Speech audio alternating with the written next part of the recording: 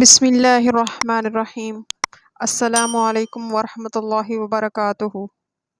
ایک بزرگ گزرے ہیں کہ حضرت اویس کرنی یہ تابعین میں سے تھے۔ نبی صلی اللہ علیہ وآلہ وسلم کا زمانہ پایا اور یہ اکیلے اپنی والدہ کی خدمت کرنے والے تھے۔ ایک موقع پر والدہ سے انہوں نے اجازت مانگی کہ میں نبی صلی اللہ علیہ وآلہ وسلم کا دیدار کروں۔ نبی صلی اللہ علیہ وآلہ وسلم کے دیدار کی اجازت مل گئی، مگر والدہ نے کہا، بیٹا، خدمت کرنے والا پیچھے کوئی نہیں، دوسرا نہیں، تم جلد لوٹ آنا۔ مدینہ طیبہ آئے۔ اللہ تعالیٰ کی شان، نبی صلی اللہ علیہ وآلہ وسلم اس وقت سفر پر تشریف لے گئے تھے۔ یہ وہاں نہ ٹھہرے اور واپس آ گئے۔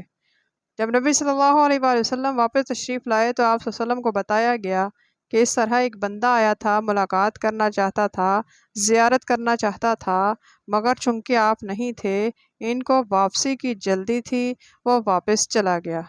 نبی صلی اللہ علیہ وآلہ وسلم اس بات کو سن کر خوش ہوئے، چنانچہ کتابوں میں لکھا ہے کہ نبی صلی اللہ علیہ وآلہ وسلم نے اپنا ایک جبہ حضرت عمر رضی اللہ تعالیٰ عنہ اور حضرت علی رضی اللہ تعالیٰ عنہ کے حوالے فرمایا اور کہا کہ اس بندے کا نام اویس ہے، کرنے قبیلہ کا ہے، میرے اس جبے کو لے جانا، جب وہ پہنے تو اسے کہنا، یہ میری امت کی بخشش کی وہ دعا کر دے۔ یہ ماں کی خدمت کا اجر ہے۔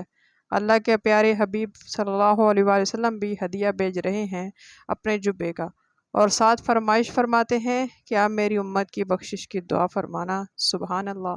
وما علینا الا البلاغ۔ ویڈیو اچھی لگے اس کو لائک کریں، چینل کو سبسکرائب کریں۔ صدق اللہ العظیم۔ وما علینا الا البلاغ۔